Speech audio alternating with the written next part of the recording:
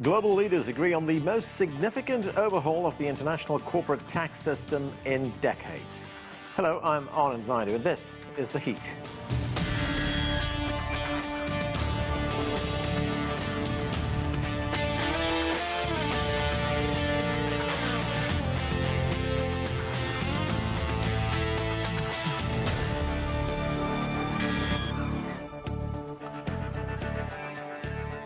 It's called a global minimum corporate tax, designed to crack down on tax havens and impose new levies on large, profitable multinational corporations.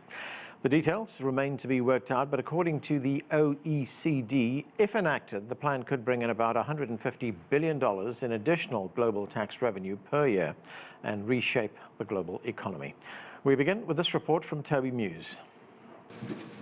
It's the biggest shake-up of the international tax system in decades that could see tax havens shut down, set a minimum international corporate tax rate, and ensure that global businesses pay more taxes. 130 countries signed on to a breakthrough blueprint outline of a deal earlier this month. All the G20 finance ministers meeting in Venice this weekend support the deal, including representatives from China, the US, and EU nations. Many colleagues define it a historic agreement on a more stable and fairer international tax architecture. We endorsed the key components of the two pillars on the allocation of taxing rights on profits of multinational enterprises and the global minimum effective corporate taxes. The deal would see a minimum international corporate tax rate of 15%. Another point would see huge companies like Google and Amazon pay taxes wherever their goods and services are sold, even if the corporations don't have physical presences in those countries. Various ministers hailed the proposed changes as a benefit for the world and individual countries. This agreement ensures that our tax system is fit for the digital age and, crucially, that the right companies pay the right tax in the right places. Supporters say the deal meant to end the so-called race to the bottom by countries competing with each other to slash taxes in order to attract companies. It also aims to stop huge companies from holding their earnings in low-tax countries. A few countries refused to commit to the deal, saying it would remove their tools to attract investment and infringed on their sovereignty. It's been reported the opposition comes from 9 countries in all, including Ireland, Hungary, Barbados, and Kenya. The new plan is a reversal of the model many countries have followed in recent decades, offering low taxes to attract companies and so encourage growth. Many of the countries are conscious of the need for more stable revenue sources, following a grim 18 months of the global pandemic that worldwide has cost trillions in public spending. Work on the critical details will continue with the expectation that national leaders will approve a final version in October at the G20 summit in Rome. Toby Muse reporting for CGTN, Washington. There is much to talk about. Let's get to our panel. John Gong is an economics professor at the University of International Business and Economics in Beijing. He joins us right here in Washington, D.C. Joel Rubin is a Democratic strategist and national security analyst. He served as a Deputy U.S. Assistant Secretary of State in the Obama administration. Also with us is University of Mary Washington professor Surupa Gupta. Her focus includes the international political economy.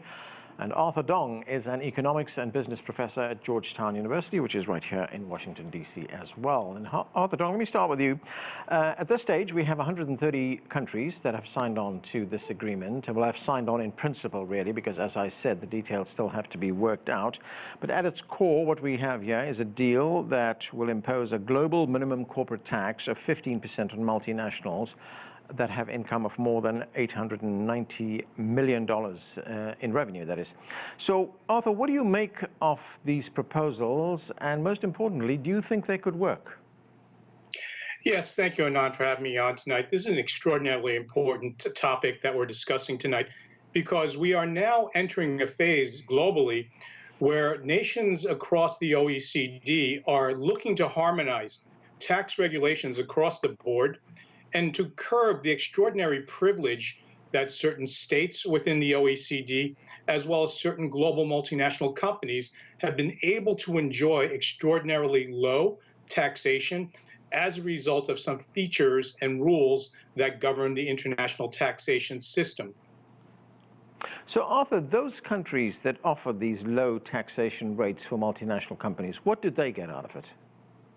Well, they get a lot. Let me just take a case in point, Ireland. Ireland has done this very well. Their corporate income tax rate is 12.5%. And so if Apple decides to, in other words, place its foreign headquarters in Ireland, as many American companies such as Microsoft and all the big pharmaceutical companies have done in Ireland, well, what they can do is the sales that they book in other OECD member nations, such as France and Germany, well, they'll book those sales in Ireland, pay the 12.5% tax, and while at the same time, so long as those profits are not repatriated back to the United States, they escape U.S. They are free American tax so long as they pay the 12.5% Irish tax. So this has created huge distortions in the global taxation system, and member nations, particularly member nations like Germany, France, and even China, have said that this has, imposed an extraordinary privilege to such small countries like Ireland at the expense of their own tax base. John Gong, China is on board with these new proposals, but how big a problem is tax avoidance of the kind that we have been seeing for China? It's a big problem. I think tax evasion is not just very popular among companies and also among individuals as well. The problem is that, for the last 2 or 3 decades, two things have happened. One is globalization. That means that companies are able to move their businesses, their capitals across borders very easily. Second is the development of the digital economy. In other words, now you can sell things without being present in a particular country, sell into a country without being physically present in that country, and recognize revenues in that country without paying a dime of taxes. This phenomenon used to be small, big countries sort of just shrug it off, but now it's becoming a big, big issue. Like in Ireland's economy, a very large share of it is dependent upon these foreign companies, American companies based there. So I think it's not very fair. I think it gets back to the very fundamental taxation principle. That is what the French government is pushing, the German government is pushing. That is, taxation has to be associated with economic activities where they are taking place. So I wrote an article about this. I think, I used a quite famous saying that animals have instincts, but we human beings have to pay taxes. We have a governance system, we're social creatures, we need to be organized and have certain things, certain services provided government have to pay for. So I think at the end of the day, these governments, smaller countries' governments were able to be nimble, able to come up with these very low taxes to attract investment from big countries. But I think enough is enough. We need to work together and to avoid the scenario you described. Also, right. Secretary of Treasury Janet Yellen said that that's race to the bottom. Yeah. So, John, we can see the impact that these kinds of new rules would have, say, on a country like Ireland or Hungary or Kenya, for that matter. But how will it impact China? Well, I think my understanding is that the impact is mostly coming from several Caribbean countries. You look at a lot of the internet companies. These are huge companies, including Alibaba, including Tencent. A lot of them actually registered. You probably won't believe it. A lot of them actually registered in these countries. Virgin Islands, for example, Bermuda. In these countries. And I think the objective is very clear, just to minimize taxes, or to the jargon they use in the industry is called optimize taxes. So that's what they do, and I think it's more than just companies. As I said, the rich individuals in China, I think, including Jack Ma, for example, they set up these offshore trust entities to basically, again, optimize taxes, I think. Right, Joel Rubin, this move towards a global minimum corporate tax was pushed very hard, actually, by the Biden administration, especially the Treasury Secretary Janet Yellen. Let's listen to some of what she had to say recently. This deal will end the race to the bottom. Instead of asking the question, who can offer the lowest tax rate. It will allow all our countries to compete on the basis of economic fundamentals, on the skill of our workforces, our capacity to innovate, and the strength of our legal and economic institutions. And this deal will give our nations the ability to raise the necessary funding for important public goods like infrastructure, R&D, and education. So, Joel, the revenue that these new rules will generate will help Biden projects like infrastructure, like the provision of better social services, but it has to be passed by the United States Congress. What are the chances of that happening? Well, Anna, it certainly will help, but it won't be all of the spending. And for this proposal to get through Congress, it's going to be a bit of a dance. But I want to step back for a moment about the politics of this, which is that it's very interesting.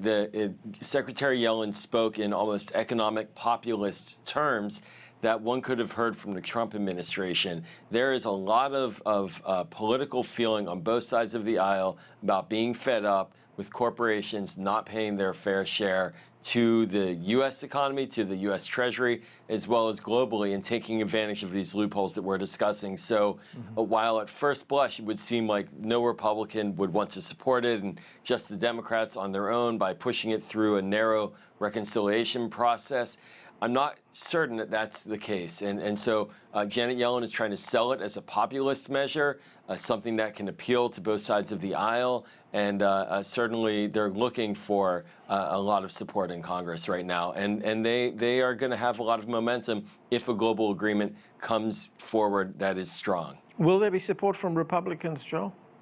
I think we'll see some of these Republicans who are very nervous about the economic issues in the country. Donald Trump, again, his base, his working class base that he spoke to and cultivated, really wanted to see a change in America's position in the global economy. He didn't deliver on that. This is part of that step. And we see candidates in Ohio, candidate J.D. Vance speaking about this and economic populism from a global perspective. And this fits right into that argument that we're going to make sure that corporations are paying their fair share here at home and that they're not going abroad to avoid taxes. Surupa Gupta, welcome to the show. Great to have you with us.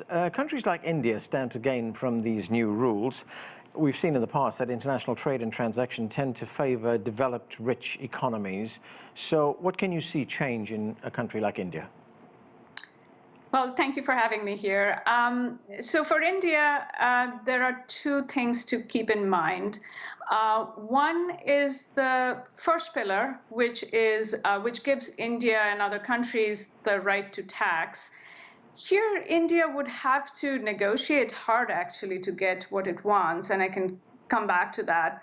On Pillar 2, which is the minimum tax, on the face of it, India will benefit. According to some calculations, India leaves about $10 billion in tax revenue on the table on account of offshore structures. There are lots of individuals and corporations that set up trust funds, trust corporations, and these funds abroad to channel money into India, and these are usually set up in Mauritius, Singapore, the Netherlands.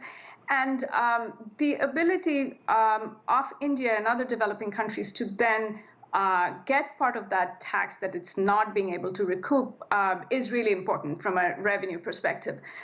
On the Pillar 1, which I just talked about, India would have to negotiate hard because it has a levy which it uses and has been using since 2016 to tax digital transactions, and that would go away.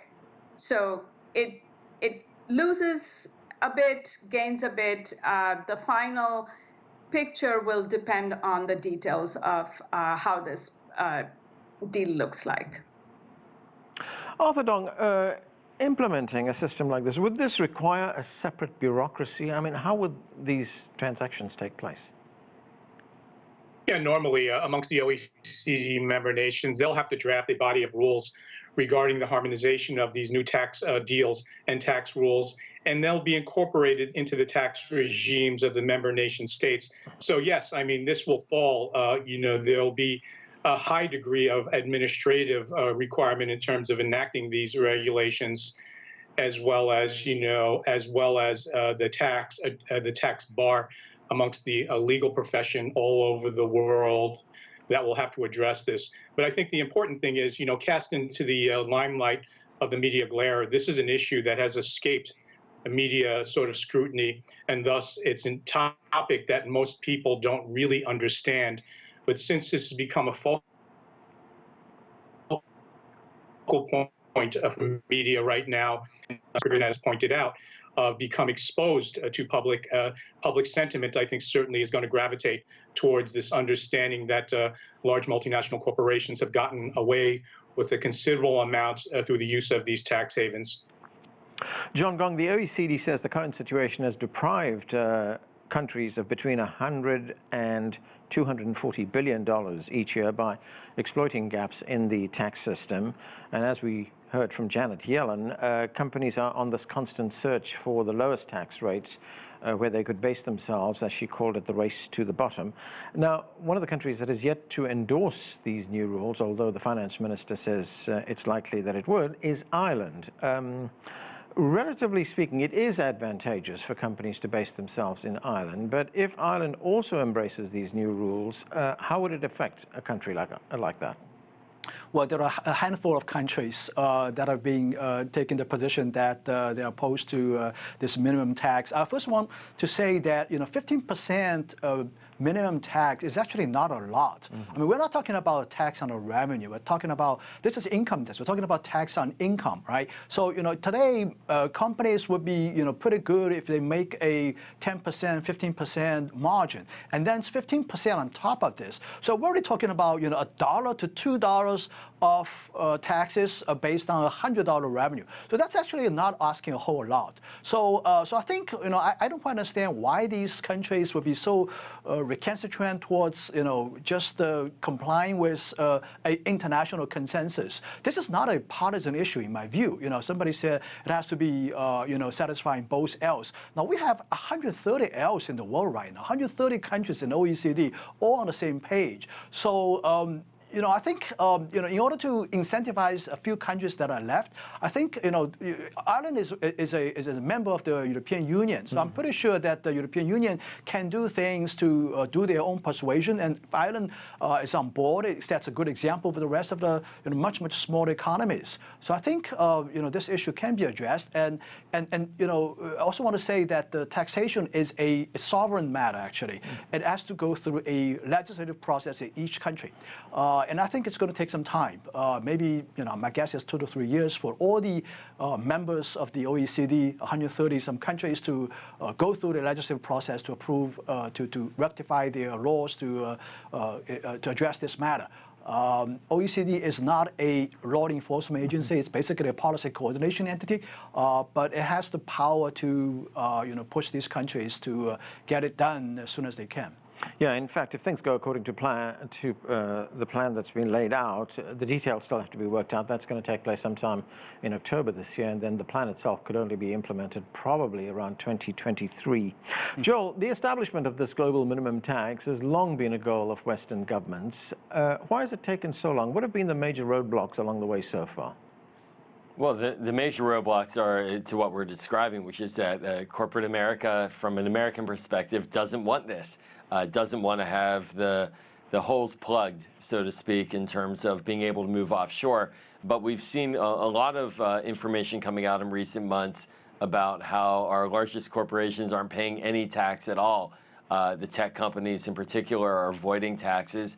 And that harms, and this is where the argument comes from Secretary Yellen, that harms our ability to actually fund our infrastructure. So certainly Americans, we all pay, I pay taxes. We should expect our corporations to do so as well. But it is very hard from the Republican side to do that. Donald Trump faced resistance as well. And I think what we're seeing with Joe Biden is a commitment to this, both from a national security perspective and a sort of foreign policy dynamic of America having a foreign policy that works for the middle class is how he likes to discuss it, as well as from really base democratic politics and a concern that the overly wealthy, the extreme wealthy are not paying their fair share, and that has to be stopped as well. Surupa Gupta, once this plan is in place, once all the countries involved have signed off on it, and it starts being implemented, could there be additional difficulties for developing countries? Well, first of all, you know, here you are really leveling the playing field on one particular yardstick. The same countries could be competing on other yardsticks and could make their sovereign territory more attractive to get foreign investment. So the competition could go on. The other thing to keep in mind is a lot of this will depend on the kind of accounting standards that are adopted, how profits are calculated, whether this will be big or small depends a lot on those kinds of things. It can be the beginning of a conversation about how developing countries are able to get the funds that they need. So far, this has been one way to get it. They have tried to compete with others. So along with Ireland, there are some significant developing countries that are part of the group that is resisted so far. So Kenya, Nigeria, Sri Lanka, these countries have not signed on, as have not some of the Caribbean tax havens. So developing countries, as you know, are a very large bunch of countries, very different. So it will really depend on the way the final deal comes through, the details of the deal that comes out of this. Arthur Dong, as Joel Rubin pointed out a moment ago, the big roadblock so far has been the reluctance of corporate multinational companies to pay taxes. And of course, even with this going through now, even with the details still to be worked out, multinational companies are not going to take this lying down. What kind of tools do they have to perhaps oppose this? Yes, Anand, let me just take it back and put some numbers around this to offer us some perspective. Mm-hmm. Apple has $246 billion of cash, and a good portion of that happens to reside in Ireland. And so there's huge economic interest for companies such as Apple, as well as all the other companies like Microsoft and Google, to have their cash reserves residing in places like Ireland, because again, they're only subject to 12.5% tax, and so long as they pay that Irish tax, they are not subject to U.S. income tax. And so there's a huge economic self-interest to maintain that status quo. And so this new initiative is going to change that. And so for the Irish economy, clearly, of course, they don't want to give this up. Why would they? Yeah. This has been a hugely stimulative to the Irish economy, because that $246 billion is going to reside in large part in Irish banks. Yeah. And so therefore, you're not going to kill the goose that laid the golden egg. And so for American companies, particularly technology companies, as well as pharmaceutical companies, it's primarily related to companies that have IT or IP rich, intellectual property rich, because that's how these rules work. And those are the firms that are going to be most affected. So you're going to see a full court press on Capitol Hill to find a way to in a sense, modulate this, or to find a way to, find ways to continue to preserve this. But I think this is a dawn of a new era. And as nations across the world start to recognize and want to harmonize these rules, I think they're going to be facing a different set of circumstances moving forward. John Gong, help us understand how this would fundamentally work. How will countries redistribute tax revenue? I was looking at an example here. Say company A, which is a German company, but based in Luxembourg, now having to pay a minimum tax of 15%. Which country actually gets that 15%? Is it Luxembourg or Germany? Well, if the company is still registered in Luxembourg, the headquarters in Luxembourg, they pay taxes in Luxembourg, they still pay taxes to the Luxembourg government. I think the intention is to level the playing field. In other words, to eliminate the incentives for corporations to shift arbitrarily or artificially their revenues and profits to a particular country so as to take advantage of the lower taxes. So I think by eliminating that advantage, companies would have no incentive to do that. As I said, I think the important thing is to really going back to the very taxation principle. That is, taxation has to be associated with economic activities where these economic activities taking place. Right now, companies are using various means to shift profits to these countries. For example, through transfer pricing. Your previous guest mentioned IP-rich companies, so they have to collect royalties. They collect these arbitrarily high royalties so as to shift profits into these tax areas. So I think the intention is really to level the playing field. I think it's a fair proposition, and it's also the right proposition. Joel Rubin, the Wall Street Journal sees this new tax regime as targeting U.S. companies, especially high-tech companies, digital companies as well, and feels that this is unfair towards these corporations. Do they have a point? Well, that's been the argument that they've been making for years upon years upon years, that any tax is bad for corporate America. And that's just a very tired argument. It doesn't meet the moment. We have a global economy. We have a supply chain that's global. We have technology that's global, everything that's been discussed up till now. And I just don't think that's going to work on the Democratic Party. And I think a lot of the economic populists on the Republican side aren't going to be convinced as well. Surupa, very quickly, I've got a minute left. India represents a huge market for companies, of course. In fact, India itself has been considering changing its own tax laws to collect taxes from companies which have a, quote, significant economic presence in India.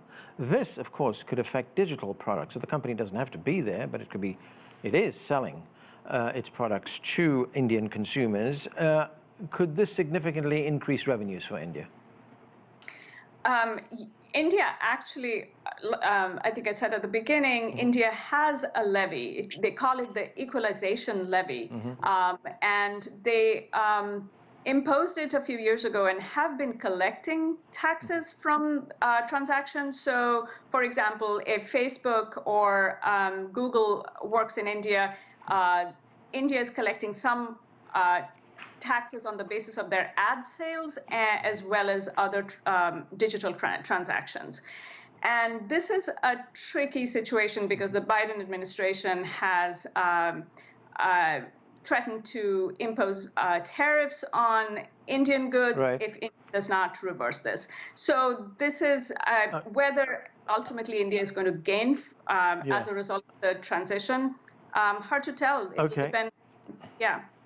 Okay, I'm afraid we have to leave it there. We have run out of time. That's it for this edition of The Heat. I'm Anand Naidu in Washington, D.C. Thanks for watching.